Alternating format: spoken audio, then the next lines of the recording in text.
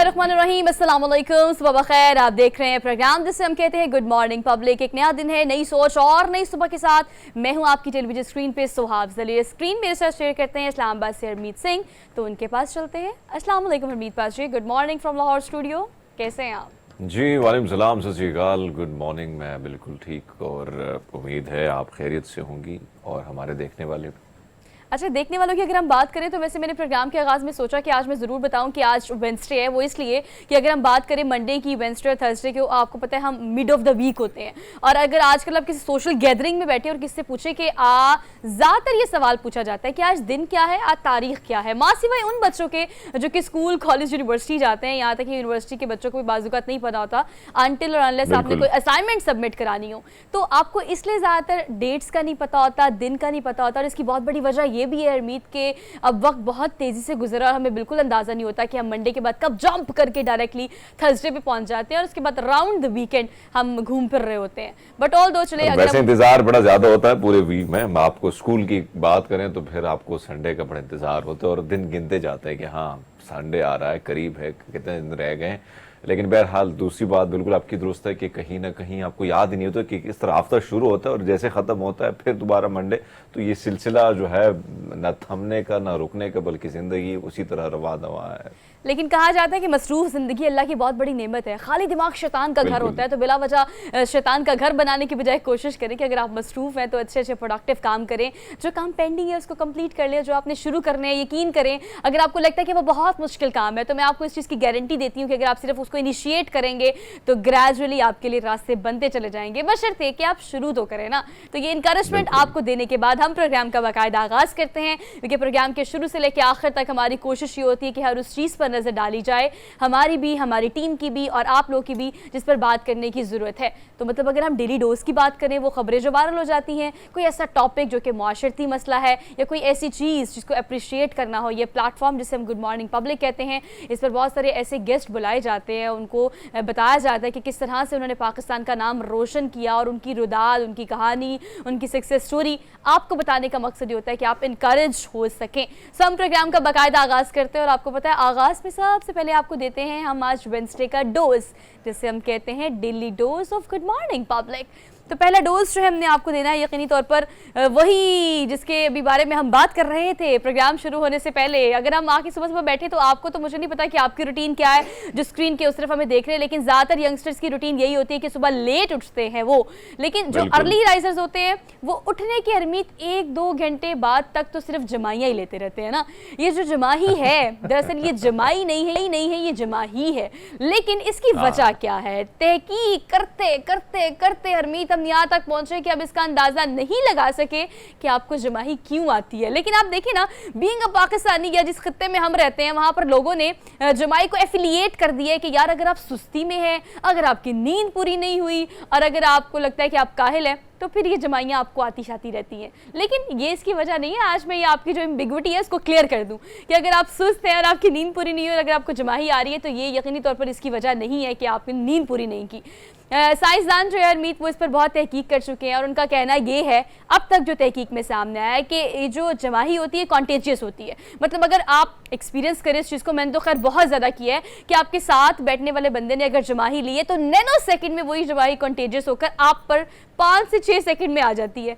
और ये जो है फिर हम कहते हैं यार तुम क्या मुझे भी सुस्ती डाल रहे हो। अगेन हम वही मिसकंसेप्शन कि तुम मुझे भी अच्छा, वैसे एक और चीज हमने इसके साथ जोड़ी भी है कि भाई अगर 2-3 दोस्त बैठे हैं और एक ने जमाई ली तो दूसरा ये समझता है कि हाँ शायद ये बोर हो गया है, अब कहीं ना कहीं सुस्ती मेरी बातों से ज्यादा चढ़ रही है, तो फिर वही खुदा हाफिज का सिलसिला। लेकिन आपकी बात दुरुस्त है कि चाहे वो सुबह का वक्त हो या किसी महफिल में बैठे या वैसे आप अपने दफ्तर में बैठे हो और कहीं ना कहीं, लेकिन जमाई आने का जो सिलसिला है वो तो आता ही रहता है।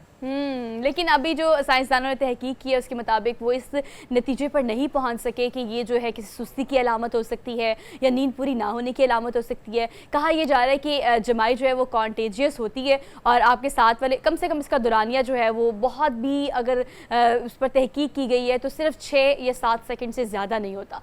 और जब उस ऐसी किसी कमरे में हो जहाँ पर आपको लगे कि इस वक्त ऑक्सीजन जो है वो काफ़ी कम है, और उसकी सूरत में भी कहा जाता है कि आप इनहेल करने के लिए शायद ये जो ह्यूमन नेचर है उसके मुताबिक आप ये प्रैक्टिस करते हो, लेकिन कोई हतमी राय और हतमी तहकीक जो है वो अब तक इस हवाले से सामने नहीं आई। तो बिला वजह किसी को इल्ज़ाम धरने से पहले आप सोच लें कि अगर आपके सामने बैठ के कोई जमाई ले रहा है तो ये उसकी बॉडी टाइप है, ये इंसानी एक फितरत भी कहा जा सकता है इसको, जो कि ह्यूमन नेचर के अंदर है, ह्यूमन बॉडी के अंदर है। तो बिला वजह उसको इल्ज़ाम ना धरें कि आप सुस्त हैं, आप जमाइयाँ ना लें, हमें भी सुस्ती ना डालें। कोशिश करें कि अपना जिम्मा अपने पे रखें। अगर आप सुस्त हैं तो इसका मतलब आप सुस्त हैं, अगले बंदे का कोई कसूर नहीं है। आगे बढ़ते हैं, अगली खबर पे चलते हैं। अगली खबर हमने आपको कॉन्सर्ट में लेके जाना है। खबर हम आपको क्या ही दें चलाएं, आपको कॉन्सर्ट में लेके चलते हैं। अरिजीत की अगर हम बात करें तो हरमीत, मैंने पाकिस्तान में जितनी इनकी फ़ैन फॉलोइंग देखी है इसमें कोई दो राय नहीं कि इंडिया में उनको बहुत बड़ी तादाद में पसंद किया जाता है। ना सिर्फ इंडिया में बल्कि पूरी दुनिया में उन्हें बहुत पसंद किया जाता है। लेकिन पाकिस्तान में इनकी ह्यूज फ़ैन फॉलोइंग है और लोग साल साल हरमीत इंतज़ार करते हैं सिर्फ इनको अपने कॉन्सर्ट में लाइव सुनने के लिए, और उसकी टिकट नहीं मिलती। दुबई में आपको कॉन्सर्ट एरिना में ये कॉन्सर्ट जिसका इनेकाद किया गया, अरिजीत ने वहाँ पर गालिबन 8 बजे गाना शुरू किया, और देखने वाले और सुनने वाले जो सोशल मीडिया पे पोस्ट करते हैं वो कहते हैं कि 11-12 बजे तक ये कॉन्टिन्यूसली सिर्फ गाते रहे, और उनकी यही एक क्रेडिबिलिटी जिसके बारे में लोग बात करते हैं। जब ये गाते हैं तो नॉन स्टॉप गाते हैं, थकते नहीं, अपनी ऑडियंस से बड़ा इंटरैक्ट करते हैं, और इसकी एक एग्जांपल हमें इस वीडियो की सूरत में भी मिली कि वो अपनी ऑडियंस से बड़ा इंटरैक्टिव हो जाते हैं। अब ये अरिजीत सिंह जी गा रहे हैं कॉन्सर्ट में, और पाकिस्तानी गुलकार अली तारिक, जिनको आप यकीनी तौर पर उन्होंने बहुत ज़बरदस्त गाया, बहुत ज़बरदस्त काम किया पाकिस्तान में, उनको खुसूसी तवज्जो मिली अरिजीत सिंह की तरफ से। जब उन्होंने देखा कि अली जो है वो ऑडियंस में है, क्राउड में है, उन्होंने बुलाया स्टेज पे और कहा कि तुम गाओ। जब उन्होंने गाया तो अरिजीत ने साथ गाना शुरू किया, और ये डू इट परफॉर्मेंस जो है ये सोशल मीडिया पर अब वीडियो की सूरत में वायरल हो गई है और बड़ा अगर हम देखें अरिजीत सिंह के हवाले से, और वैसे जब भी दिसंबर का महीना आता है, नवंबर का, तो बहुत सारे दिल टूट जाते हैं, बहुत सारे दिल जुड़ जाते हैं। लेकिन बात वही है कि अरिजीत जो है आजकल की जनरेशन के लिए अगर बात की जाए तो बहुत सारे टूटे हुए दिलों के जख्म दोबारा ताज़ा करने के लिए उनके गाने बड़े सुने जाते हैं और रील्स में बड़े वायरल होते हैं। और इसमें कोई शक नहीं कि शुरुआत उनकी बड़ी मुश्किल थी, कई दफ़ा रिजेक्ट हुए, लेकिन जब दोबारा आए और जैसे आए तो अब उसने जैसे धाक बिठाई है, चाहे वो पाकिस्तान या दीगर ममालिक में रहने वाले लोग हैं जो हिंदी समझते हैं, उर्दू समझते हैं, तो इसमें कोई शक नहीं। लेकिन ये बहुत बड़ी बात है कि आपके सामने कोई और गुलकार हो और आप उसको उसी तरह इज्जत अफजाई दें और स्टेज पे बुलाकर उसको भी गवा दें। मेरे ख्याल में तारिक भाई जो हैं बहुत अच्छा गाते हैं, इसमें कोई शक नहीं। और पाकिस्तान के बहुत बड़े बड़े सिंगर जो हैं, नामी ग्रामी सिंगर, हिंदुस्तान में फिल्मों में गा चुके हैं, जबकि हिंदुस्तानी कुमार सानू को मैं देखता रहता हूँ जो कि पाकिस्तानी सिंगर की बड़ी तारीफ करते रहते हैं, और पाकिस्तानी फिल्मों में कुमार सानू भी बहुत ज़्यादा गा चुके हैं। लेकिन बहरहाल 90s में कभी कुमार सानू जो है वो दिल की राहत, उनकी आवाज़ पहुंचाती थी दुखी दिलों वालों को, और अब अरिजीत को हम सुनते हैं कि पूरी दुनिया में उनको इसलिए सुना जाता है कि तो उनकी रील्स, टिकटॉक, इंस्टा पे जहाँ जाए कहीं ना कहीं आपको हर तरफ उनकी आवाज़ ही सुनाई देगी। और हरमीत आप ये भी देखिए ना कि अब तो सक्सेस का ये लेवल है कि कोई वीडियो आती नहीं है और उसको बिलियन में व्यूज़ मिल जाते हैं, पहली बात। और दूसरी बात ये कि हमारे पास ऐसे बहुत सारे नाम हैं। अगर आप इनकी पर्सनालिटीज़ की बात करें तो इनकी मौसीकी के तो बहुत दिलदादा लोग मौजूद हैं, लेकिन इनकी जो सक्सेस स्टोरी है ना हरमीत, उससे बहुत बड़ी तादाद में लोग इंस्पायर होते हैं, खासतौर पर जो सिंगर्स हैं।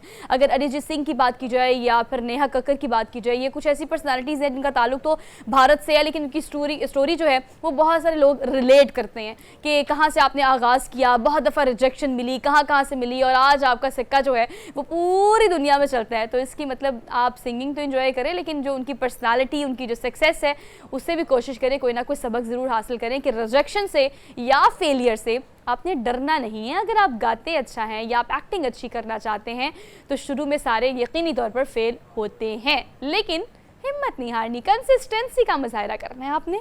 हम भी कंसिस्टेंसी का मुजाहरा करते हैं और अगली खबर पर चलते हैं, क्योंकि हमने भी आपको बैक टू बैक ऐसी सारी खबरें देनी है जो कि डोज की सूरत में आपको वेकअप कॉल दें और आपको इनकरेज करें। अगली खबर जो है वो हमने टेक्नोलॉजी बेस्ड आपको देनी है, और नासा की अगर हम बात करें, और नासा के अलावा हम अगर बात करें एरोस्पेस जापान की, तो यकीनी तौर पर बहुत सारी ऐसी चीज़ें वो एक के बाद एक लॉन्च करते चले जाते हैं जिस पर वो एक लंबे अरसे से तहकीक कर रहे होते हैं। और अब की तहकीक जो है वो गालिबन पिछली बहुत सारी तहकीक और रिसर्चेस जो उन्होंने की उससे बहुत मुख्तलिफ है। लकड़ी से बना हुआ दुनिया का ये दुनिया का पहला सैटेलाइट है जो कि आइंदा बरस लॉन्च कर दिया जाएगा। अगर आप मटेरियल की बात करें तो यकीनी तौर पर आपको इस बात का पता है कि सैटेलाइट जो है वो जिस मटेरियल से बनते हैं वो एक एक्सपेंसिव भी है और वो मतलब इस तरह का मटेरियल होता है जो कि ज़्यादातर तांबे का होता है। लेकिन अब उससे शिफ्ट करके वो लकड़ी की तरफ जा रहे हैं और इसका एक्सपेरिमेंट करने के लिए उन्होंने तमाम तर तैयारी हरमीत पूरी कर ली है। और दोनों कंपनीज़ की अगर हम बात करें, नासा की बात करें तो उनके कारनामों की बात करें, और एरोस्पेस जापान की बात करें तो उनके भी एक लंबी फहरिस्त है उनके कारनामों की। तो बिल्कुल आपकी बात दुरुस्त है। जैसे जैसे हम देख रहे हैं कि साइंस की दुनिया तरक्की के नए मनाजिल जो है वो जो मंजिल तय कर रही है, और फिर हम देखते हैं कि जिद्दत से नई सारी चीज़ें जो हो रही हैं और उसको बनाया जा रहा है, डिस्कवर किया जा रहा है। मेरे ख्याल में अब हम देख रहे हैं कि लकड़ी का इस्तेमाल दोबारा आना और पहली बार आना, इसका मकसद सिर्फ एक ही है कि एक तो जो जिन सैटेलाइट में हमारी कोशिश होती है कि जिन सैटेलाइट को भेजें ऊपर भेजने की कोशिश होती है, तो मेरे ख्याल में इसको कहीं ना कहीं इस ख्याल से भी बनाया गया है कि एक तो तांबे और दीगर एक्सपेंसेस जो आते हैं उसमें भी कमी आएगी। और फिर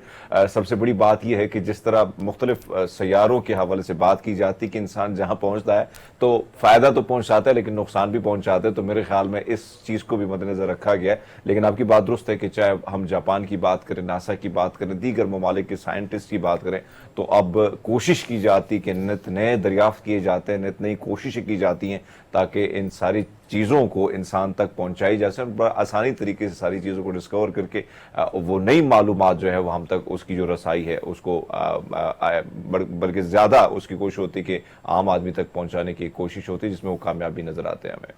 आप बिल्कुल ठीक कह रहे हैं। और धाती आले का अच्छा मुतबादिल हो सकता है, साइंसदानों का इस हवाले से ये कहना है। जो रिसर्च अब तक उन्होंने की है कि नॉर्मल सेटेलाइट जो है वो अपने आखिरी दिनों में दोबारा से एटमॉस्फेयर में दाखिल होता है, और अगर धाती आले जो इसमें इस्तेमाल होते हैं उनके मुतबादिल की बात की जाए तो आखिरी अयाम में हो सकता है कि ये जो लकड़ी से बना सेटेलाइट है ये कंपैरेटिवली ज़्यादा लॉन्ग लास्टिंग हो और उसकी प्रोडक्टिविटी और रिजल्ट जो है वो धाती आले से बने हुए सेटेलाइट से काफ़ी हद तक मुख्तलिफ हो सकते हैं। तो इसीलिए ये रिसर्च भी की गई है और ये तैयारी भी अब मुकम्मल है जो कि अगले साल मतलब आइंदा आने वाला जो साल है उसमें बाकायदा तौर पर इसको लॉन्च कर दिया जाएगा। आगे बढ़ते हैं, अगली खबर पर चलते हैं। भाई बहुत महंगी खबर है अगली, वो इसलिए क्योंकि अगर हम ये खबर आपको देंगे तो उस खबर के जो पैसे हैं उसको आपने कैलकुलेट करना शुरू कर देना है। वो इस तरह से कि हम आपको दिरहम में बताएंगे और आपने अपना कैलकुलेटर निकाल के कोशिश करनी है कि आप हमें पाकिस्तानी रुपीज़ में उसके पैसे बता दें। वो इसलिए क्योंकि मैं अब आपको दुनिया का महंगा तरीन फ्लैट कितने में फ़रोख्त हुआ है मैं आपको बता देती हूँ। अच्छा, ये दुनिया का महंगा तरीन फ्लैट है लेकिन हरमीत अभी भी इसका नंबर जो है वो तीसरा आता है। तीसरा मैं आपको पहले बता देती हूँ बिकॉज तीसरे की मैं आपको खबर देने लगी हूँ। ये एक पेंट हाउस है जो कि दुबई में है और 500 मिलियन दरहम 500 मिलियन दरहम में इसको बाकायदा तौर पर फरोख्त कर दिया गया है। अगर इससे पहले वाले दो फ्लैट्स की हम बात करें तो लंदन में वन हाइट पार्क जो है वहाँ पर पहला दुनिया का महंगा तरीन जो है वो पेंट हाउस है जो कि फ़रोख्त हुआ है और उसके बाद अब ये दुबई के पेंट हाउस का नंबर है। लेकिन अगर इसकी हम बात करें इसको फ़रोख्त करने की और जिस कंपनी ने इसको बनाया है, बनाने के बहुत लंबे अरसे तक इस कंपनी ने इसको अपने पास ही रखा, लेकिन अब जाके जब फ़रोख्त की है और जो डिजिट्स और जो कीमत हमारे सामने आई है वो है 500 मिलियन दिरहम, जिसके बाद अब वैसे अगर देखा जाए सोहा तो अपने ज्यादातर इस किस्म के फ्लैट जो है उनके सबसे मैटर करता है उनकी लोकेशन, और फिर लोकेशन के सामने वो जो नज़ारे हैं बड़े सुबह के वक्त आप उठें और वो नज़ारे जब आपके सामने हो, ढलता हुआ सूरज हो या दोबारा सूरज जब सुबह उसकी जो किरणें पड़ती हैं, तो कहीं ना कहीं ये नज़ारे बड़े ज़बरदस्त किस्म के होते हैं और उसको एंजॉय करने के लिए फिर हमने देखा कि इस किस्म के फ्लैट ज़्यादातर समुद्र के आसपास किनारों में ही बने होते हैं। लेकिन ख़ासकर इस फ्लैट की बात कीजिए तो यकीनन इसमें जिस तरह इस पर काम किया गया और जो तस्वीर में हमें नज़र आ रहा है वाकई में इंतहा का खूबसूरत है, और फिर दाम तो वाकई में महंगा है लेकिन नज़ारे भी कमाल के हैं। हरमीत महंगा कितना है ना मैं आपको बताती हूँ। आपने तो 500 मिलियन दिरहम तो मेरे से सुन लिया, अब आप सुनने के पाकिस्तानी रुपीस में कितना बनता है ना। 38 अरब रुपीस बनते हैं ये पाकिस्तानी। मतलब हमारी इकोनॉमी का हिसाब किताब लगा लें आप, और हमारे मौजूदा IMF के कर्ज़ों का हिसाब किताब लगा लें आप। खैर, लेकिन अब जो है 2027 की पहली तिमाही में कहा जा रहा है कि इसको कंप्लीट कर लिया जाएगा, और बाकायदा तौर पर इसको जिस तरह से डिज़ाइन किया गया है वो भी आपका एक शाहकार ही समझा जाएगा, बिकॉज दुनिया भर के एक्सपर्ट आर्किटेक्ट जो हैं they are on board to make this like reality. इसको जो भी आप देख रहे हैं इस वक्त पिक्चर्स में, उसको रियलिटी में कन्वर्ट करने के लिए they are working as much as good. और अगर हम बात करें इसके पेंट हाउस की तो 5 इसमें कमरे हैं, और जो इसका एरियल व्यू है, ओ माय गॉड, बुर्ज खलीफा को मेरे ख्याल से भूलने के लिए ये 38 अरब रुपया देना जायज़ होगा, लेकिन जो देगा उसकी खबर भी हम आपको ज़रूर देंगे। फिलहाल इतना ही, टू बी कंटिन्यू डाल देते हैं इस स्टोरी को और हम चलते हैं आगे अगली खबर पे। अगली खबर हमने देखी है कि ऐसा बुखार जो चढ़ तो गया लेकिन उतरने का नाम ही नहीं ले रहा ना। वो इसलिए क्योंकि पसूड़ी की अगर हम बात करें तो आते साथ ही आप देखें कि ये गाना ना सिर्फ पाकिस्तान में बल्कि इंटरनेशनल लेवल पर इस तरह से वायरल हुआ है कि अब भी आप बहुत सारी जगहों पे पसूड़ी को सुनेंगे। अब ब्रिटिश आर्मी बैंड जो कि इस वक्त पाकिस्तान में मौजूद है, आपको पता है कि प्रिंस चार्ल्स की बर्थडे है 75th, और उसके लिए वहाँ पर हाई कमीशन जो इस्लामाबाद में मौजूद है वहाँ पर ये पूरा बैंड जो है वो तशरीफ़ लाया परफॉर्म करने के लिए। वहाँ पर जो मुख्तलिफ तकरीबात होंगी उनमें परफॉर्मेंस के लिए, और ये ब्रिटिश आर्मी बैंड पर पाकिस्तानी मारूफ गाने यानी पसूड़ी का जो रंग चढ़ा है, जिस तरह से उन्होंने परफॉर्म किया है, जिन इंस्ट्रूमेंट के साथ उन्होंने परफॉर्म किया है, इन्होंने बनाई इसकी वीडियो इस तकरीब में और उसको डाल दिया सोशल मीडिया पे। और जो पसूड़ी की आपको पता है जिन्होंने ये गाना गाया, अली की हम बात करें, अली सेठी की और शैगिल की, उन्होंने भी इसको इंस्टाग्राम पर रीशेयर किया है। लेकिन आप देखें कि उन्होंने जो परफॉर्म किया उसमें जो उन्होंने ब्रिटिश टच डाला है वो क्या है, हरमीत ज़रा पहले वो भी सुन ले। वैसे तो अगर हम देखें गाना तो ये बड़ा हिट गया था और फिर मिलियंस पे पूरी दुनिया में हिट हुआ था। और लेकिन एक चीज़ जो हमने बाहर देखी है वो यही है कि मुख्तलिफ कम्युनिटी का वहाँ पे होना मुख्तलिफ ममालिक में फिर कहीं ना कहीं आपकी कमज़ोरी भी होती है कि हाँ कहीं ना कहीं मौसीकी का जो मशरक़ी मौसीकी है ख़ासकर हिंदुस्तान और पाकिस्तान की, तो इसका तड़का जो है इसको ज़्यादा सीखना भी चाहिए, इसको लगाना भी चाहिए। तो मेरे ख्याल में इस बैंड जो है डिमांड भी होती है बाहर दुनिया में।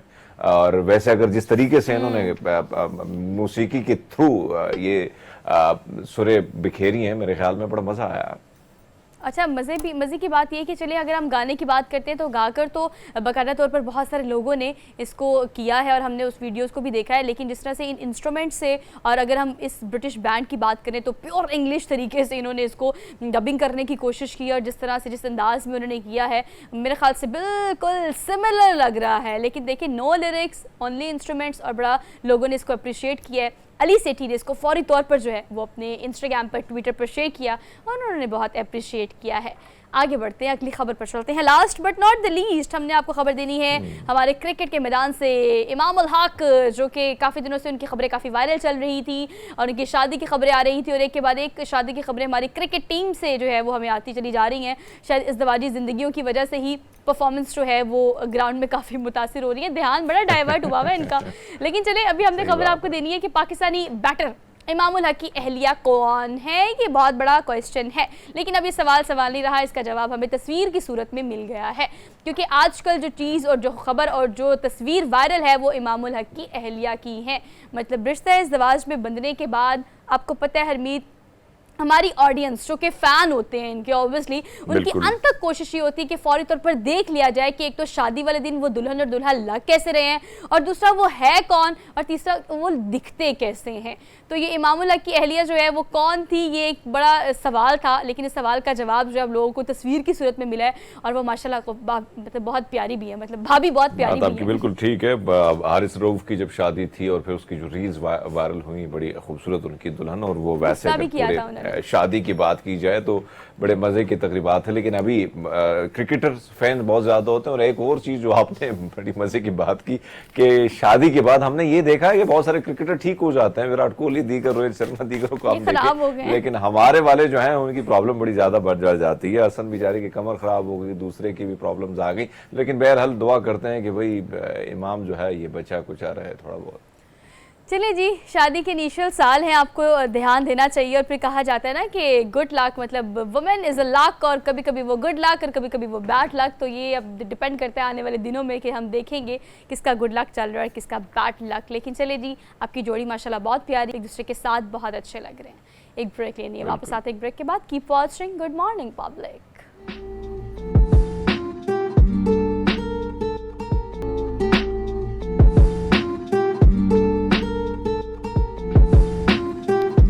Welcome back after the break. तो बात इशारों किनारों से काफ़ी आगे निकल गई है, वो इसलिए कि पहले बात सिर्फ की जा रही थी दूर दूर से, लेकिन अब जो है वो आमने सामने जो हमें एक दूसरे के साथ खड़े दिखाई देते थे बिल्कुल मुखालिफ हो चुके हैं। बिलावल भुट्टो ज़रदारी को काफ़ी गुस्सा चढ़ा हुआ है। वो कहते ये हैं कि नून लीग तो महंगाई लीग है, मुझे तो अंदाज़ा नहीं था कि शेर बिल्ली निकलेगा। लेकिन अगर हम बात करें बिल्ली निकलेगी, लेकिन अगर हम बात करें सारी सूरत हाल की, तो आपको पता है कि करेक्शन जो है वो अब यहाँ करनी है कि नवाज शरीफ ने मना कर दिया है राना सनाउल्लाह समेत तमाम रहनुमाओं को कि आपने कोई बात नहीं करनी है, इस तरह की बातें तो बिल्कुल नहीं करनी। लेकिन चलिए इस सारी सूरत पर हम बात कर लेते हैं कि इलेक्शन के लिए क्या क्या तैयारियां हैं और ये ज़बानबाजी का सिलसिला जो है वो जारी है, तो कहां जाकर ये रुक सकता है। इस पर बात करने के लिए सेनेटर सहर कामरान साहिबा हमारे साथ मौजूद हैं और रहनुमा है पाकिस्तान पीपल्स पार्टी की। उनको आज के प्रोग्राम में खुशामदीद कहते हैं। अस्सलाम वालेकुम। जी वालेकुम सलाम, गुड मॉर्निंग। जी आपको भी good morning. Thank you so much for joining us for good morning public. Sir साहब कहिएगा कि स्ट्रैटेजीज पर इस वक्त ज़्यादा जोर, नैरेटिव पर इस पर ज़्यादा जोर कंपैरेटिवली होना चाहिए, लेकिन ये ज़बानबाजी का सिलसिला जो है वो दोनों की तरफ से जारी है, नून लीग की तरफ से भी और पाकिस्तान पीपल्स पार्टी की तरफ से भी। नैरेटिव क्या है और इंतखाबात की तैयारी क्या है पाकिस्तान पीपल्स पार्टी की?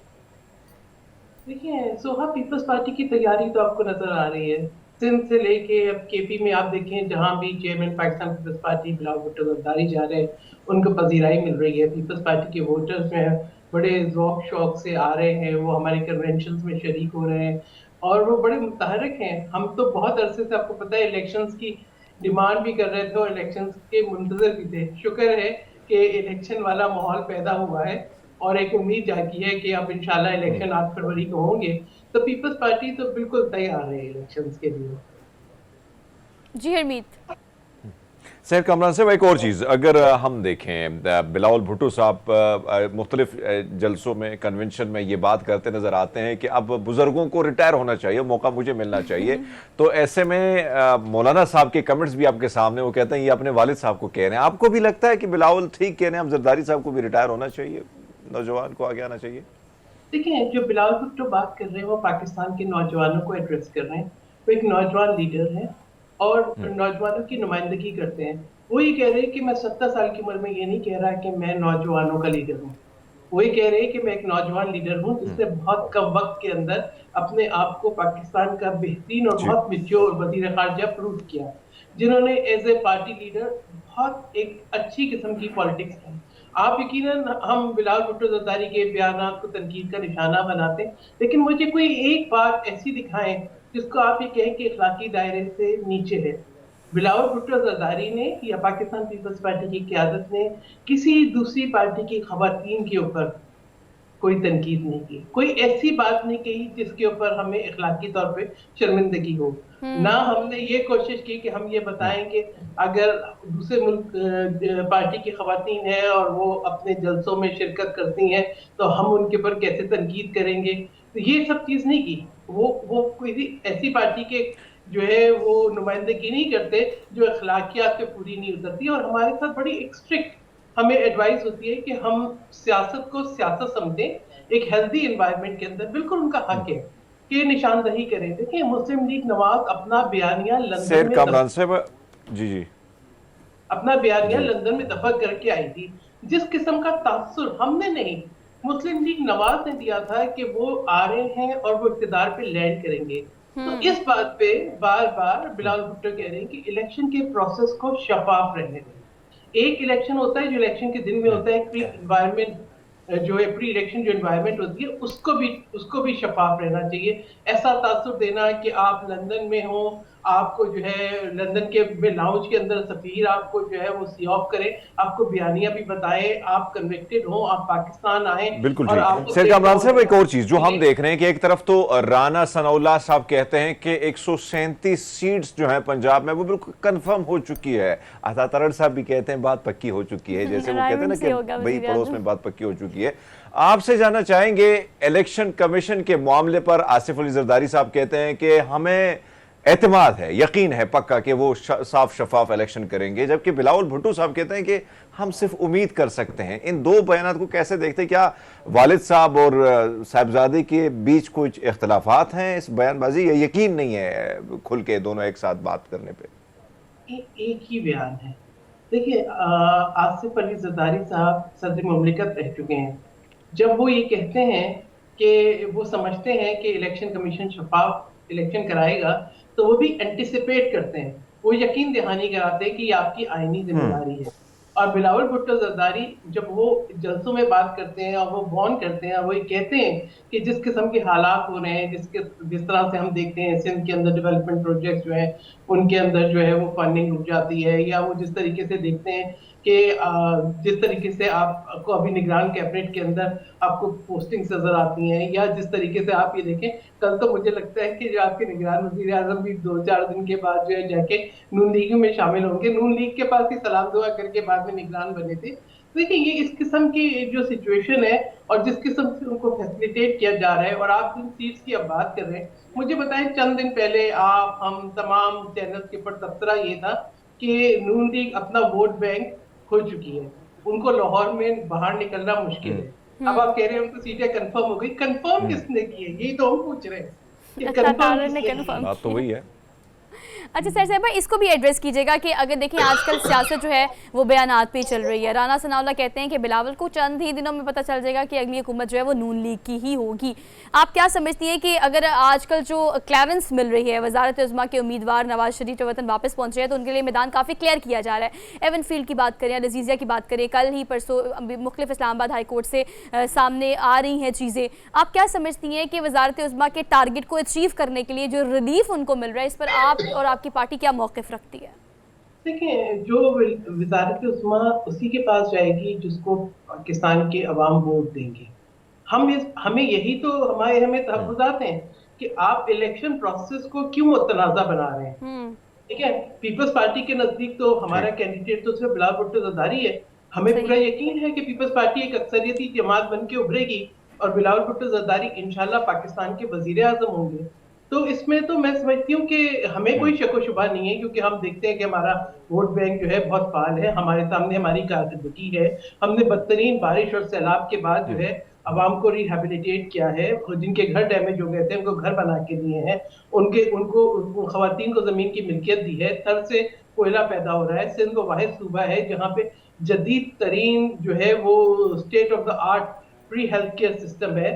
तो जो जिस तरीके से नई ट्रांसपोर्टेशन आई है, देखिए सिंध को जहां मौका मिला है उससे डिलीवर किया है। अब ढूंढ ली कोई भी परेशानी लग गई, वो कहते हैं मठावी। सर कमरान साहब, एक और चीज जो इस वक्त का सियासी सूरत हाल है, अगर हम देखें तो कहीं ना कहीं जो है बहुत सारी चीजें बदलती हमें नजर आ रही हैं। और इस वक्त जो सूरत हाल है, एक तरफ हम देखते हैं कि सियासतदान गायब होते हैं, गायब होने के बाद जहांगीर तरीन की चौखट से बरामद होते हैं, फिर उनको एक दुपट्टा रोमाला पहनाया जाता है। क्या ये जो रविश है, ये जो नई चल पड़ी है, क्या आप समझती है कि गंगा मैया में डुबकी लगा दी, भैया साफ सुथरा हो गया?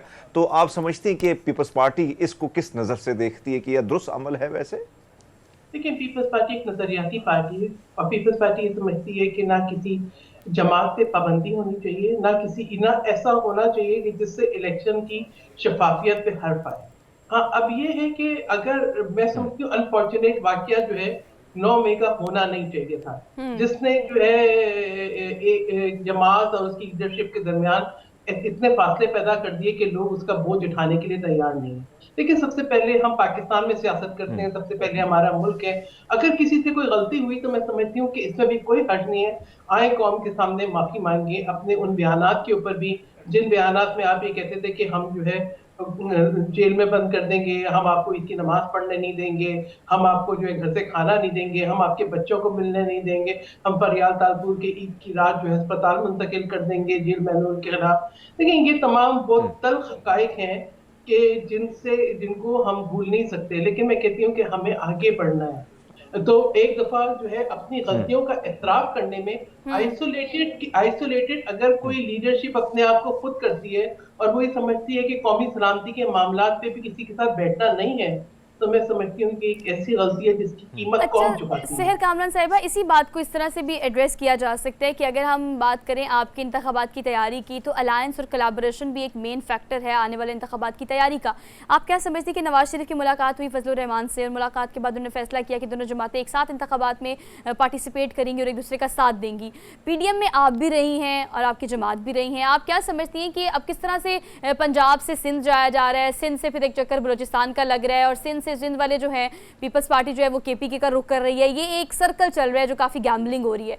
आपकी कोलैबोरेशन हो सकती है अलायंस के लिए? क्या एक्सपेक्टेशंस है, क्या स्ट्रैटेजी है, या फिर सोलो फ्लाइट का मूड है आप लोगों का भी? देखिए सबसे पहले तो आपने बलूचिस्तान का जिक्र किया तो मुझे बड़ी मजबूर हो गई आपको ये कहने के लिए कि आपको याद है कि जब यूसुफ रजा गिलानी का चेयरमैन सेनेट का इलेक्शन था, पीडीएम पाकिस्तान पीपल्स पार्टी नहीं बनाई थी। हाँ, तो बाप पार्टी से के कैसे भूल सकते हैं, बाप को नहीं भूल सकते। हमें एक शो कॉज, यानी आप ही देखिए कभी ऐसा हुआ है कि हाँ। किसी सियासी जमात ने किसी सियासी जमात को जो है शो कॉज दिया हो, हमें शो कॉज दिया और एक ऐसे नहज पे ले आए कि जहां पे पीपल्स पार्टी को इसको खैराबाद कह के पीडीएम से अलग होना पड़ा। तो पीपल्स पार्टी पीडीएम का हिस्सा नहीं थी, कोलिशन का हिस्सा थी। तो अब मैं कहूंगी मियां मोहम्मद नवाज शरीफ को बाप मुबारक, अब उनको बाप मिल गया है। तो जिस बाप के ऊपर उनके सारे उन्होंने इख्तलाफात पैदा किए थे, तो अब वो बाप उनको मिल गया। सर बाप से सुलह हो गई है ना, बाप से सुलह शेर कामरान साहब, एक और चीज, एक तरफ तो गिला शिकवा जो है हम देख रहे हैं कि आप लोगों की पार्टी कर रही है, और गिला शिकवा पीटीआई भी कर रही है लेवल प्लेइंग फील्ड के हवाले से। पीटीआई अगर कर रही है तो उसमें पिशावर के कल हाईकोर्ट के सख्त रिमार्क्स भी हैं, वो आपने भी देखे होंगे, सुने भी होंगे। लेकिन ऐसे में अगर पीपल्स पार्टी की बात करें तो उनको तो कॉर्नर मीटिंग की इजाजत है, जल्द से जुलूस भी करने। पीटीआई वाले करते हैं तो फिर पुलिस वहां पे वैन लेके पहुंच जाती है। ऐसे में आपसे जानना चाहेंगे, मुसद्दिक मलिक साहब कहते हैं कि कहीं ना कहीं जो आप लोगों से वादे किए थे वो वफा ना हुए, इसलिए लेवल प्लेइंग का वो गिला कर रहे हैं आप लोग, ये वाला गिला नहीं कर रहे हैं। क्या हकीकत है? मुकम्मल नहीं कर सकी थी। पहली बात ये कि देखिए पीपल्स पार्टी को अपने वोटर्स पर एतमाद है, और पीपल्स पार्टी को चारों कुओं की जंजीर कहा जाता है। तो हम अपने वोटर्स पे डिपेंड कर रहे हैं। पीएमएलएन का सिंध में कोई वजूद नहीं है, उनको कोई वोट मिलने वाले नहीं है। तो वो अब जाके उस एमक्यूएम के साथ अलायंस बना रहे हैं जिसने बलदियाती इंतखाबात का भी बाइकआउट किया था, जो खुद तितर बितर का शिकार है। ठीक है, तो ये 2018 के अंदर जेयूआई, पीटीआई, एमक्यूएम, जीडीए, ये फंक्शनल लीग, ये सारे सबने मिलकर पीपल्स पार्टी के खिलाफ इलेक्शन लड़ा था। इससे पहले भी हमेशा कोशिश ये रही कि सिंध के अंदर या पीपल्स पार्टी को कमजोर करने के लिए तकसीम की सियासत की जाए। लेकिन देखिए पीपल्स पार्टी अपनी कारकर्दगी की बुनियाद पर जो है अपना वजूद रखती है, अपने नजरिए की बुनियाद पर। मुझे ये बताएंगे जो अलायंस बन रहे हैं ये क्या कहेंगे कि जो है कहां पर जो है नजरिया मिलता है पीएमएलएन का और एमक्यूएम का। पीपल्स पार्टी एक नजरियाती पार्टी है, हमारा अपना मैनिफेस्टो है, हम अपने मैनिफेस्टो की बुनियाद पर इलेक्शन लड़ रहे हैं। हमें कोई गिला नहीं है, हमने अपने बयानिए को, अपने नजरिए को पूरे जो है जब से हमारी पार्टी बनी है हमने उसको जिंदा रखा है, हमने उसके लिए कुर्बानियां दी हैं, हम मुल्क छोड़कर नहीं गए हैं, हम इक़्तिदार पे साइन करके वापस नहीं आए हैं। हमारी कुर्बानियों की, हमारी शहादतों की, हमारी जिद्दोजहद की एक तारीख रकम है। पीपल्स पार्टी ने असूलों की सियासत की है। आज जो बात ये कह रहे हैं कि जी हम जब लेवल प्लेइंग फील्ड की बात करते हैं वो अंदर से जानते हैं, वो अंदर से जानते हैं कि जी समझौते हमने किए हैं, बयानियां हमारे पास नहीं है, बुरी परफॉर्मेंस हमारी। पीपल्स पार्टी के आप देखें, चाहे वो क्लाइमेट चेंज की बात हो, चाहे वो हेल्थ की बात हो, चाहे वो फॉरेन मिनिस्ट्री की बात हो, पीपल्स पार्टी ने तो कारकर्दगी दिखाई है। यूएन सेक्रेटरी जनरल जो है वो पाकिस्तान आए, हमने बदतरीन बारिशों के बाद अवाम को अकेला नहीं छोड़ा। पीपल्स पार्टी तो चाहे सवात ऑपरेशन हो उसके बाद भी रिहेबिलिटेशन करती है, चाहे जो है वो 2010-2011 की बारिशें हो तब भी। पीपल्स पार्टी का जो एक पॉलिसी है वो अवाम सेंट्रिक है। ठीक है सहर कामरान साहिबा, ठीक है, पाकिस्तान पीपल्स पार्टी अपनी पॉलिसी पे कायम है और उनका नारा जो है वो आम आवाम के लिए। थैंक यू सो मच, आपने अपना कीमती सियासत का हुस्न हमेशा से यही रहा है कि जो लोग आपको मुखालिफ वो एक दूसरे के साथ खड़े दिखाई देते हैं, जो हमेशा साथ खड़े थे वो आज एक दूसरे के मुखालिफ है। लेकिन इंतखाबात में मोस्ट प्रोबेबली चीज़ें काफ़ी हद तक क्लियर हो जाएंगी। एक ब्रेक लेते हैं, वापस आते हैं ब्रेक के बाद।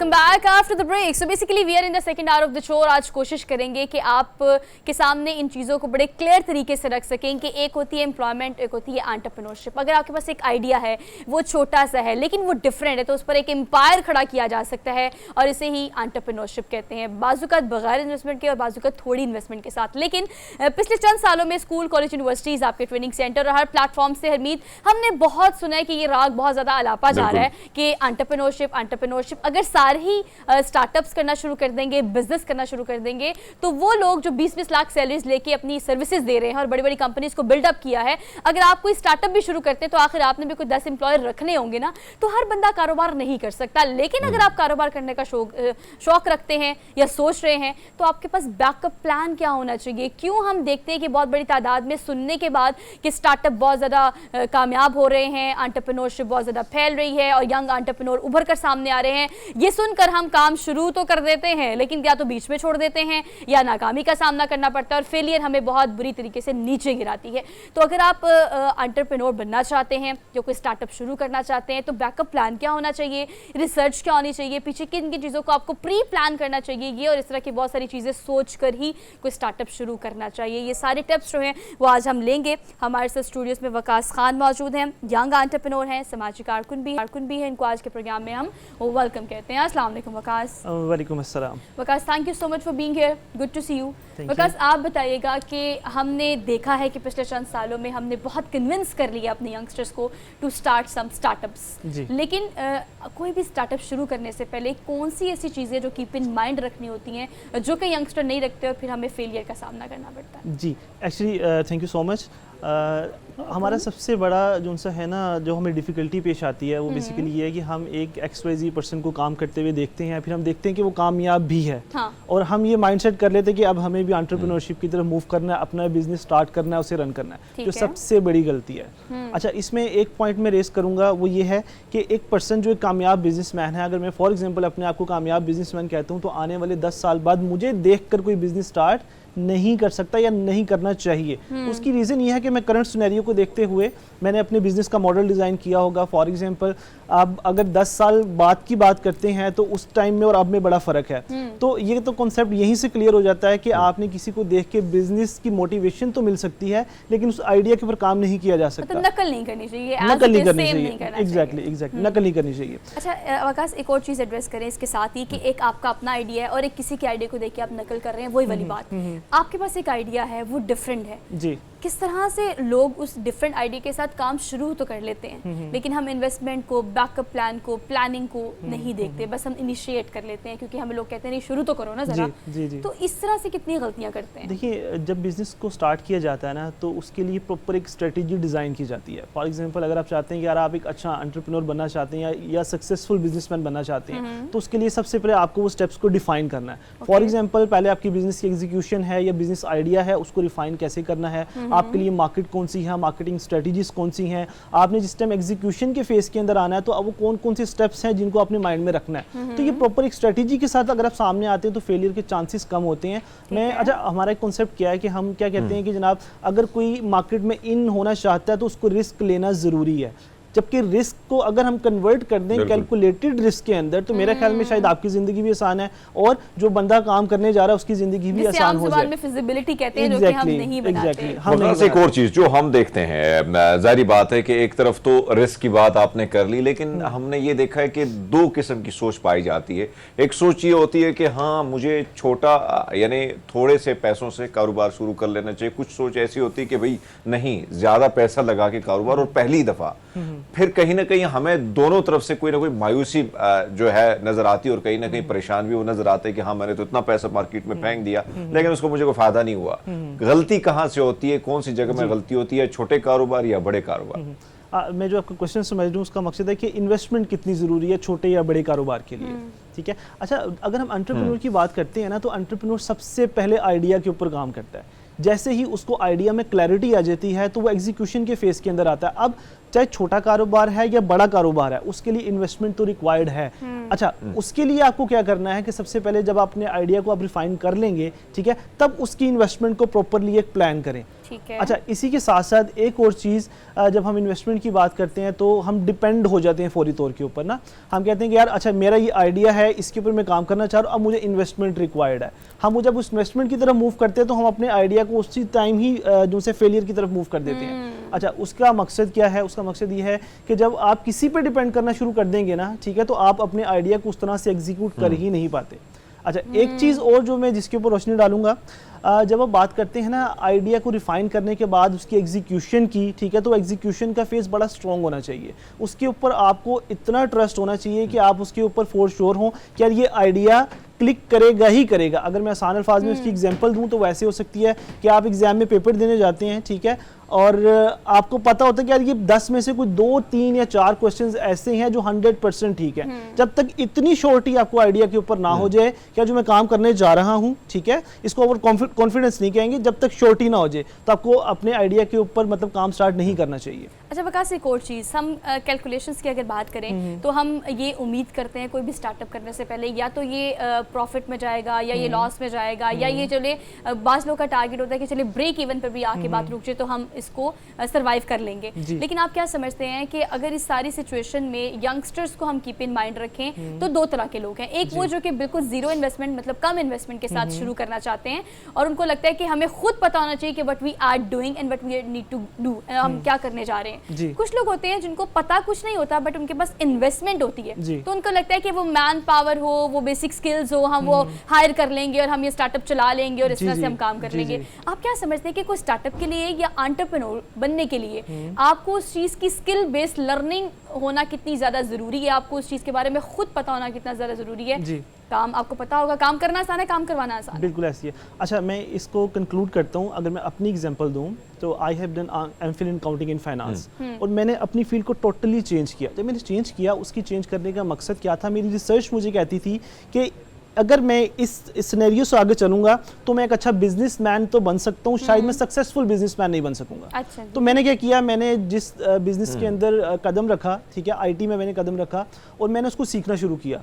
मैंने बारहा उसको सीखा, मैंने लोगों से मिला, मैंने कुछ स्टोरीज पढ़ी, केस स्टडीज़ पढ़ी। मैंने जब उसकी एग्जीक्यूशन के फेज़ के अंदर आ गया तो मुझे पता लगा कि यार नहीं, यहाँ से कुछ ब्रांचेस मजीद निकल सकती हैं, ठीक है। मैंने फिर उनको सीखना शुरू किया। तो ये एक पूरा एक प्रोसेस है। किसी भी आइडिया के ऊपर काम करने से पहले जब तक आप उसको सीख नहीं लेते, ठीक है, आप एक अच्छे बिजनेसमैन और सक्सेसफुल बिजनेसमैन नहीं बन सकते। ये बहुत ज़रूरी है। अच्छा, ये देखिए, ये तो कुछ ऐसी टिप्स हैं। वकास, एक और चीज जो हम ज्यादा देखते हैं वो ये है, क्योंकि नौजवानों में भी, माजी में भी हमने देखा है, कहीं ना कहीं बहुत सारी मिसालें हमारे सामने होती है कि भाई हाँ, हमने स्टार्टअप लेना है और पार्टनरशिप के जरिए आगे निकलना है, मुख्तलिफ आइडियाज उसको इकट्ठा करके कारोबार शुरू करना है। लेकिन हमने इसमें देखा है कि पार्टनरशिप अक्सर उसमें नाकामी, उसकी क्या वजूहात होती है, किन किन चीज़ों का ख्याल नहीं रखा जाता जिसकी वजह से वो फेल हो जाते हैं? जी अच्छा, जब हम पार्टनरशिप की बात करते हैं ना, तो मैंने जो स्टार्टिंग में पॉइंट रेस किया कि जब आप किसी पे डिपेंड कर जाते हैं ना, ठीक है, तो वो चीज़ें थोड़ी सी कॉम्प्लिकेटेड हो जाती हैं। हमारा इस्लाम कहता है कि जब भी आप किसी के साथ मिलके काम स्टार्ट करें तो सबसे पहले आप उस चीज़ को लिख लें,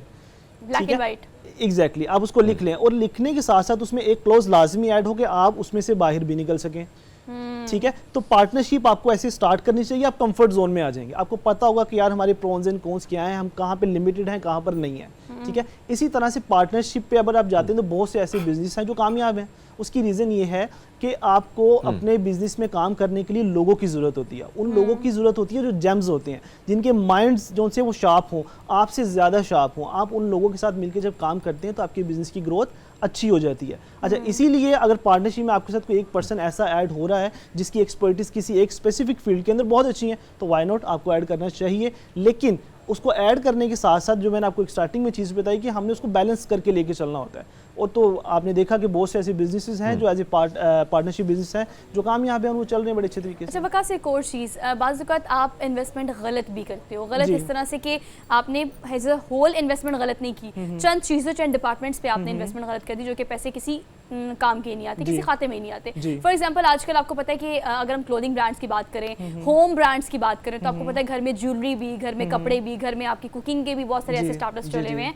आप क्या समझते हैं कि पहले ज़माने में और आज के ज़माने में कितना डिफरेंस है कि पहले एक दुकान चाहिए होती थी, उसकी इलेक्ट्रिसिटी, उसका इंटीरियर, उसके एम्प्लॉय, उसका हर चीज़ आपने कीप इन माइंड रख के अपने बिजनेस की फिजिबिलिटी बनानी होती जी। थी। लेकिन अब when you are going to start, तो किन चीज़ों की आपको ज़रूरत है और किन चीज़ों की आपको ज़रूरत नहीं है, कि अगर आप ऑनलाइन भी चीज़ों को रन कर रहे हो, एक चीज़ स्टैब्लिश होने के बाद आप उसे टेंजिबल फॉर्म में लेके आ रहे हो, ये कितना ज़रूरी है और कब ज़रूरी है? देखिए अभी की अगर हम सिनेरियोस की बात करें तो ट्रेंड टोटली चेंज हो चुके हैं, ठीक है। आप क्या करते हैं, आज आप एक आइडिया के बारे में सोचते हैं, ठीक है, विद इन 1 आवर या विद इन 1 डे आप उसको एग्जीक्यूट कर सकते हैं। अभी चीज़ें इतनी फास्ट हो चुकी हैं, आप अपने बिजनेस को फौरी तौर पे डिजिटलाइज कर सकते हैं। और अगर आप डिजिटलाइजेशन की बात करते हैं, ठीक है, तो ये एक ऐसा इन्वायरमेंट है, अगर मैं अपनी बात करूं कि हमारे बिजनेस का 70% जो मार्केटिंग का बजट है वो डिजिटल मीडिया मार्केटिंग पे ही लगाया जाता है। तो अवेयरनेस बहुत ज़्यादा है लोगों में, ठीक है। आप अभी तक कोई भी एक ऐसा बिजनेस देख लें जो डिजिटल मीडिया मार्केटिंग के बगैर करते तो आपको नज़र ही नहीं आएगा।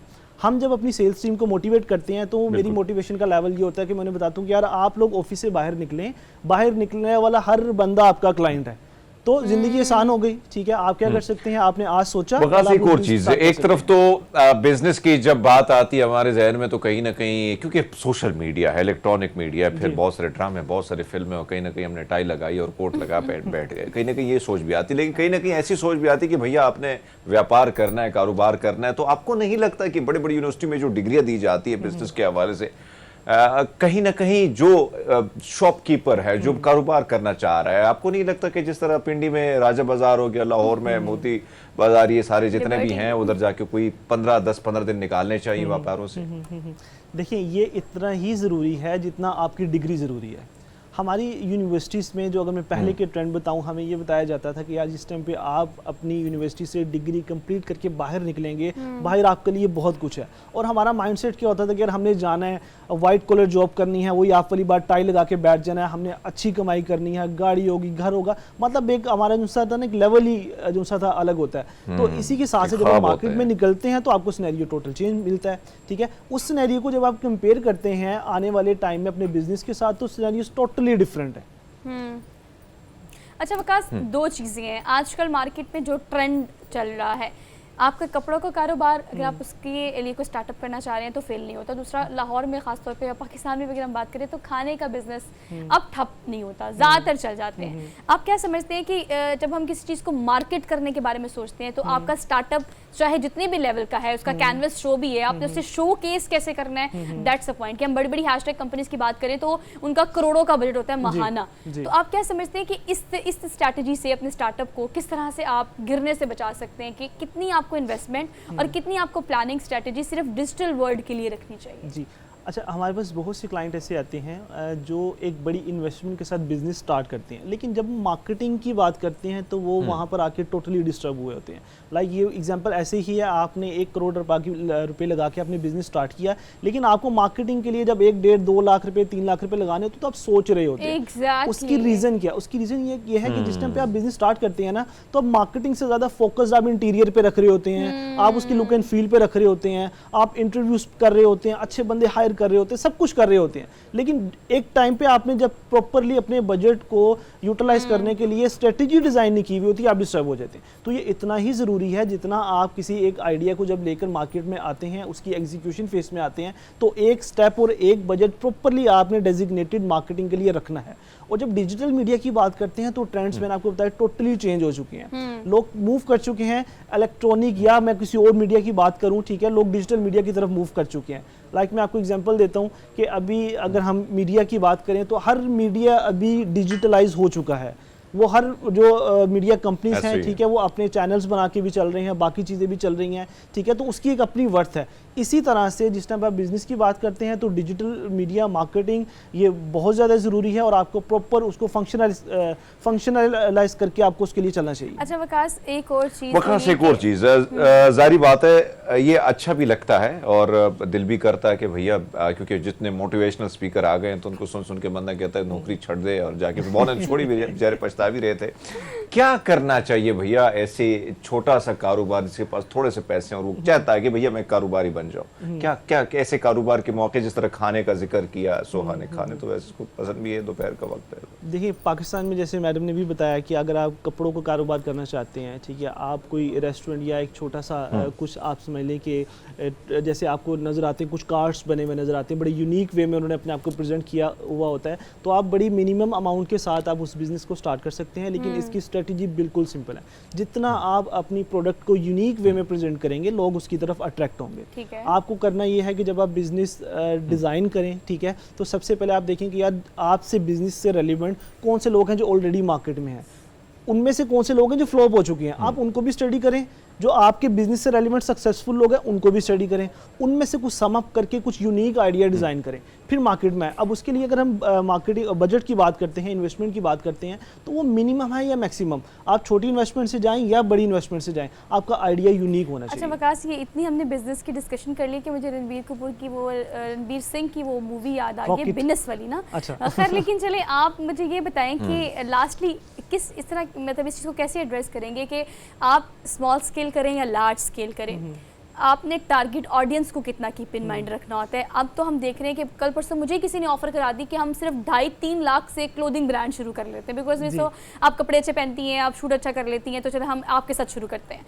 सो ये 2-2.5-3 लाख 5 लाख और 10 लाख और 15 लाख ये भी वो अमाउंट है जिससे आज कोई भी अपना कारोबार शुरू करना चाहता है और वो कर भी लेते हैं। आप क्या समझते हैं कि जब आप कोई भी कारोबार कर रहे हैं तो स्ट्रेटजी में मेन आपका जो होता है वो टारगेट ऑडियंस होती है कि आपने बेचना किसको है, जो भी बेचना है, या खिलाना किसको है, ये कितना मैटर करता है? देखिए ये आप बात करिए मार्केटिंग रिसर्च की, ठीक है, जब आप बिजनेस आइडिया के साथ मार्केट में आते हैं तो सबसे पहले देखते हैं कि यार जिस एरिया में आप उस बिजनेस को एग्जीक्यूट करने चाह रहे हैं वो कौन सा है। उसी के साथ साथ आप देखते हैं कि यार फॉर एग्जांपल आपकी जो प्रोडक्ट है, अगर हम क्लॉथिंग ब्रांड की बात करते हैं तो फॉर एग्जांपल मैं 10,000 वाला सूट पहनता हूँ, ठीक है, कोई 15,000 वाला पहनता हूँ, मतलब कोई ब्रांड कॉन्शियस होंगे, कुछ लोकल मार्केट से अपनी चीज़ें परचेज करते होंगे, तो आपने अपनी ऑडियंस को फिल्टर करना है। जब आप अपनी ऑडियंस को फिल्टर कर लेंगे ना, ठीक है, तो आपको अंदाजा हो जाएगा कि यार इस एरिया में मेरे लिए एक सूटेबल जो सी ऑडियंस बैठी हुई है, आप उसको मार्केट कर सकते हैं। अब खाली यही नहीं है, ठीक है, जैसे आपने बताया मुझे एक ऑफर हुई, आप 2-2.5-3 लाख रुपए से बिजनेस स्टार्ट कर सकते हैं, तो उसके साथ बहुत सी चीजें लिंक्ड हैं, ठीक है।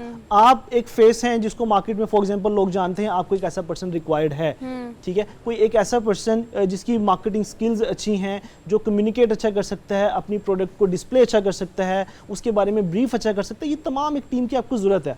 इसी के साथ साथ जब आप एक इन्वेस्टमेंट की बात करते हैं, वो 2-2.5 लाख रुपए में आप इजीली उस चीज़ों को मैनेज कर सकते हैं। एक मार्केट ऐसी है फॉर एग्जांपल जहां पर एक चीज़ 50 रुपए की मिल रही है, वही सेम चीज़ आप किसी दूसरी मार्केट में चले जाएं, वो 100 रुपए की मिल रही है, ठीक है। तो आप जो एक मीडियम का किरदार अदा कर सकते हैं, इधर से चीज़ परचेज करके इधर सेल आउट कर सकते हैं। जैसे हम लाहौर की रंग महल की बात करते हैं, ठीक है, वहाँ से एक जो चीज़ परचेज की जाती है, आपकी बहुत सी मार्केट ऐसी हैं लाहौर की, वहीं से चीज़ परचेज करके एक XYZ मार्केट के अंदर सेल की जाती है और अच्छी कॉस्ट के ऊपर सेल की जाती है। और ये थॉरली आप सिर्फ इसको सही तरीके से कर सकते हैं अनटिल और अनलेस आप उस पर रिसर्च करें, एक्सप्लोर करें और प्लान करें, जो कि बहुत ज़्यादा ज़रूरी है। Thank you so much focus for being here. अच्छे प्रोडक्टिव आपसे हम कंक्लूड कर लेते हैं कि काम आपने कोई भी करना है, खा वो स्टार्टअप है, एंटरप्रेन्योरशिप की तरफ है, या आप एंटरप्रेन्योर बनना चाहते हैं, किसी भी चीज़ के लिए प्री प्लानिंग बहुत ज़्यादा ज़रूरी है। तो रिसर्च करें, सिर्फ देखा देखी करेंगे तो नुकसान उठाएंगे, तो हम नहीं चाहते कि आप नुकसान उठाएं। एक ब्रेक लेनी, वापस आते हैं एक ब्रेक के बाद, हमारे साथ रहिएगा।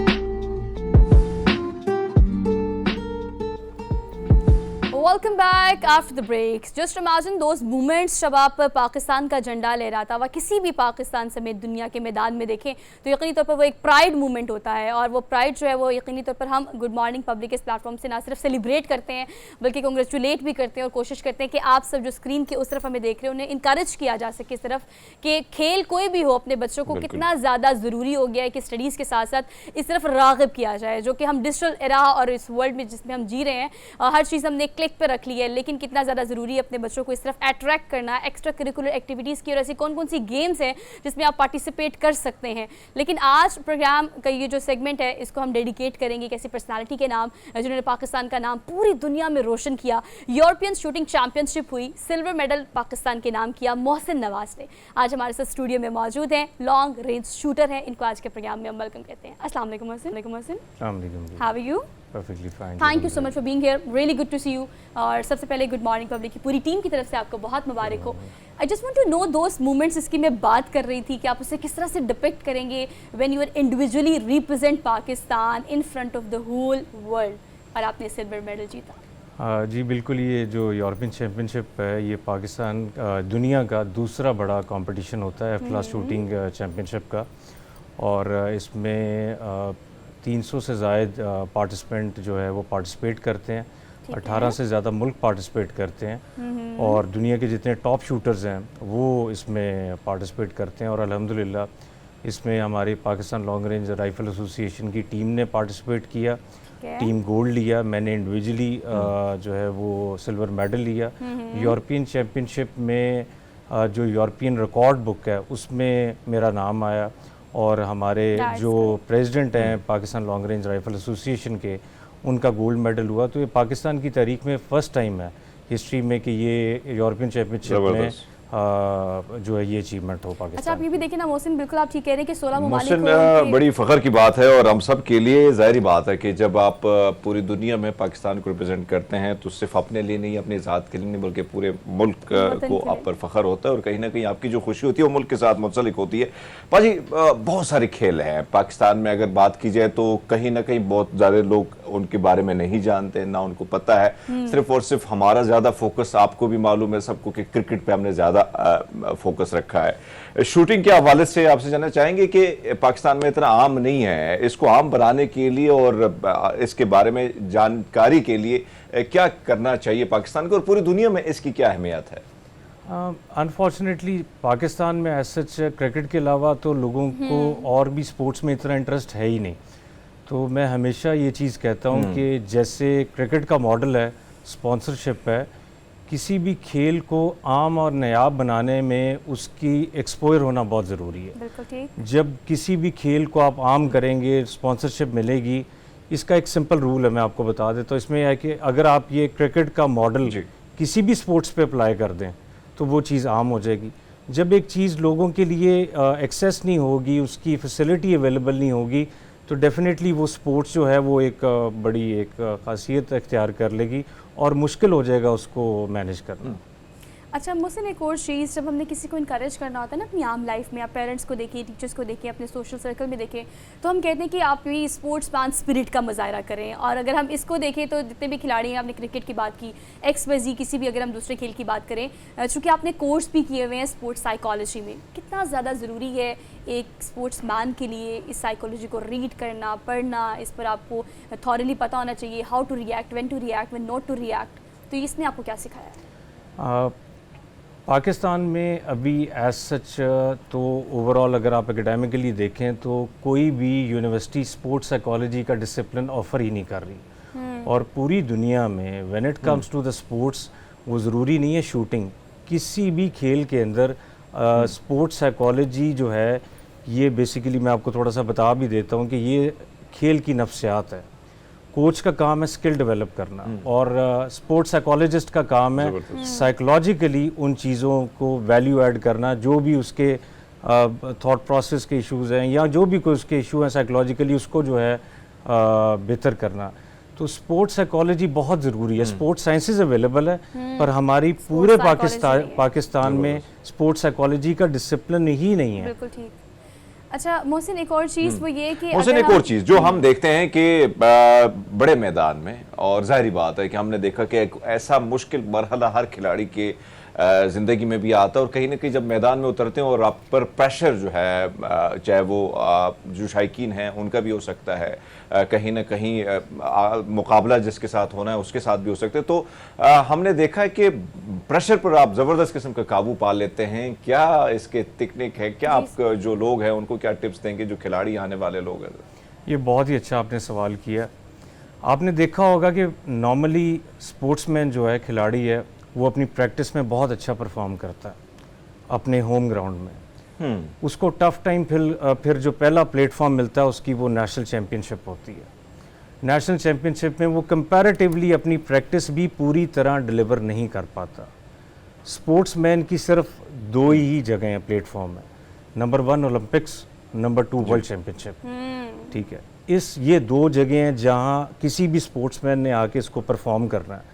हमारे यहाँ सबसे बड़ा जो इशू ये होता है कि जब आपके ऊपर मैच प्रेशर डेवलप होता है, एंजाइटी आती है, तो एंजाइटी जो है वहाँ स्पोर्ट्समैन स्पोर्ट्स साइकोलॉजिस्ट का काम है उसको किस तरीके से मैनेज करता है। बिल्कुल ठीक। जब एक खिलाड़ी, एक स्पोर्ट्समैन अपनी प्रैक्टिस में अच्छा डिलीवर कर रहा है, एक नेशनल चैम्पियनशिप में अच्छा डिलीवर कर रहा है, तो इंटरनेशनल ग्राउंड में उसको क्या हुआ जाके, आप ये देखें, ज़ाहिर बात है जो लोग क्वालिफाई करके नेशनल्स में इंटरनेशनल ग्राउंड्स में परफॉर्म करते हैं उनकी परफॉर्मेंस क्यों कॉम्प्रोमाइज़ होती है। उसकी वजह जो है one and only sports psychology है, जहाँ से साइकोलॉजिकल उनके अंदर टेम्परामेंट ही नहीं बिल्ट होता अपने ओपोनेंट को देख के वो चीज़, उन ग्राउंड को, वो मैच प्रेशर जो है वो रेजिस्ट नहीं कर सकते उसमें। और ये सब कुछ आपको जो है वो मैथ्स या फिर स्पोर्ट्स साइकोलॉजी जो है वो बड़ी हेल्प करती है आपको to maintain and develop all these features in yourself. अच्छा मोहसिन, ये भी बताएं कि being a long range shooter, जो स्क्रीन के उस तरफ लोग हमें देख रहे हैं, want to become shooter, expertise क्या होती है बड़े सादा अल्फाज में? कि अगर हम गन की बात करें, people really want to know कि वो गन कौन सी होती है और उसको किस तरह से, अच्छा सांस भी रोकना पड़ता है, कुछ इस तरह की एक्सपर्टीज़ भी होती हैं, और वो चूँकि इतनी डेवलप्ड है कि उसके अंदर ही एक दूरबीन भी लगी होती है, डिस्टेंस क्या होता है, people just want to know these small things. Long range shooting का नॉर्मली जो कॉन्सेप्ट है ना, लोग मूवीज़ से बहुत सारी चीज़ों को वो इंस्पायर होते हैं। आपने शूटर सीजन भी देखा होगा। वो कंपैरेटिवली ये जो स्पोर्ट्स है ये उससे भी बहुत टफ है। ओके, ठीक है, और इसमें मल्टीपल डिसिप्लिन होते हैं, 2 होते हैं लॉन्ग रेंज में, एक FTR, एक F ओपन।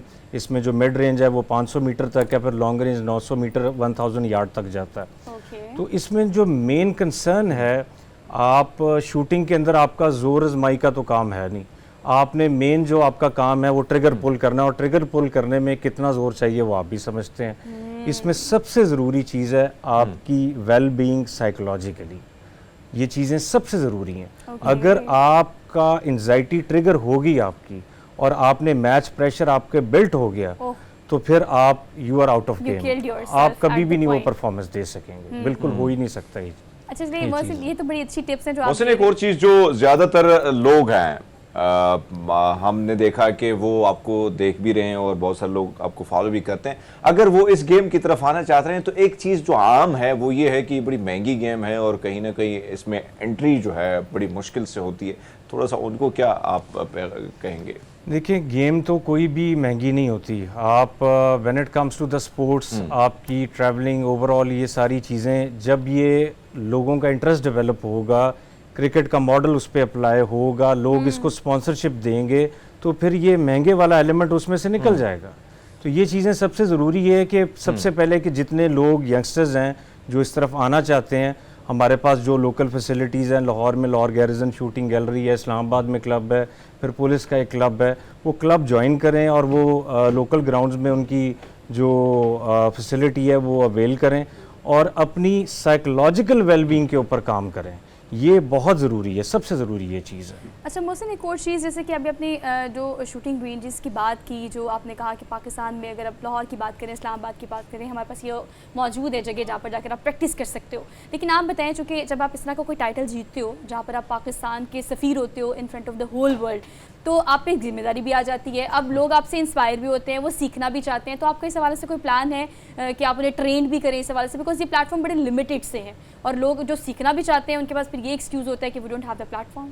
जी, इंशाल्लाह थोड़े अरसे में हम एक एकेडमी ओपन कर रहे हैं जिसमें हम ये कोचिंग स्टार्ट करेंगे, जिसमें कोचिंग के हवाले से जो शॉर्ट रेंज के डिसिप्लिन है उसमें बहुत सारा अभी एक स्पेस अवेलेबल है, जिसमें यंगस्टर्स जो हैं वो इंटरेस्ट डेवलप अगर करते हैं तो आने वाले टाइम में इसमें बहुत ये चीज़ अभी अवेलेबल है कि अभी यंगस्टर्स आके इसमें मेडल हासिल कर सकते हैं।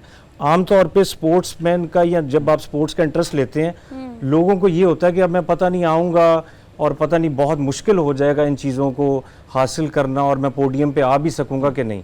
पर ये एक ऐसा स्पोर्ट है, इसमें भी बहुत जगह मौजूद है इसके अंदर। अच्छा चलिए, लास्टली आप क्या एड्रेस करेंगे और किस तरह से पैगाम देंगे उन तमाम लोगों को जो अपने शौक़ को बहुत सारी वजूहात की बिना पर या तो बीच में छोड़ देते हैं या शुरू ही नहीं कर पाते या शुरू करना चाहते हैं? So what's your message, kind message? Message मैं ये देना चाहूँगा कि सबसे पहले तो हमारी यूथ को, अभी बहुत सारे सर्वेज भी हुए हैं, सबसे जो ज़रूरी चीज़ है when it comes to the sports mental health के ऊपर काम करें। हमारे जो मेंटल डिसऑर्डर्स हैं उसको कोई भी इस पे बात नहीं करना चाह रहा। लोगों को बहुत सारे डिसऑर्डर, साइकोलॉजिकल डिसऑर्डर्स होते हैं जो लोग इस पे डॉक्टर को कंसल्ट ही नहीं करते।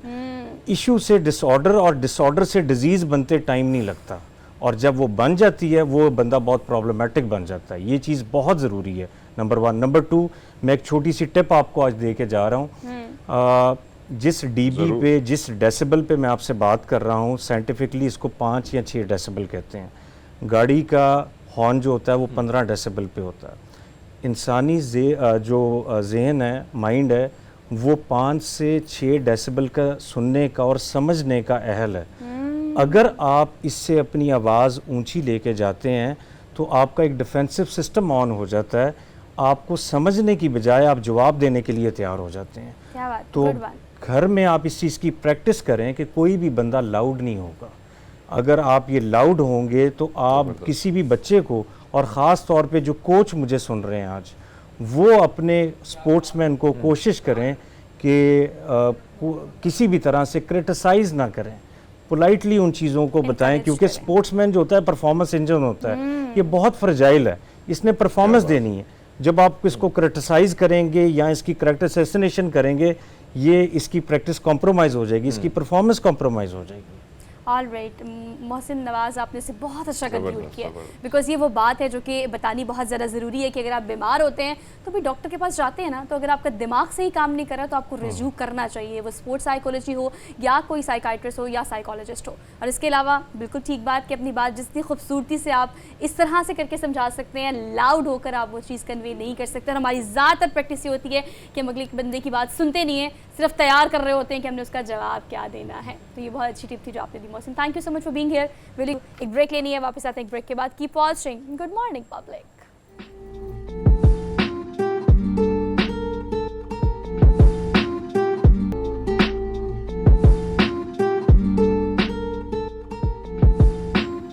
Welcome back after the break. अगर आपके पास बिल्कुल टाइम नहीं है और आपके पास बहुत सारी ऐसी मसरूफियात हैं काम को लेके और अपनी पर्सनल लाइफ को लेके कि आप टाइम नहीं निकाल सकते, तो 1 डे ट्रिप के लिए मैं आपको एक ऐसी जगह सजेस्ट करने लगी हूँ कि जहाँ पर आप शाम को जाके सुबह वापस आ सकते हैं। कोई बहुत दूर नहीं जाना, मरी वाली साइड पे नहीं जाना, इस्लामाबाद भी नहीं जाना। इस्लामाबाद से पहले ही मोटरवे पे आप अगर लेफ्ट साइड पे एक टर्न ले तो एक जगह है सोन वैली, और उससे आगे है खबेकी लेक।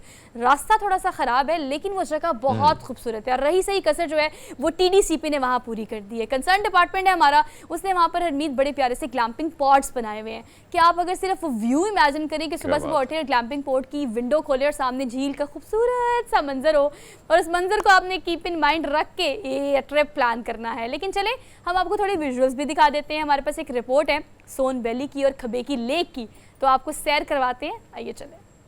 खबेकी झील पाकिस्तान के सूबा पंजाब के शुमाल मगरब में ज़िला की एक कदीम और ख़ूबसूरत वादी में वाक़या है। इस खूबसूरत वादी को वादी सून कहा जाता है।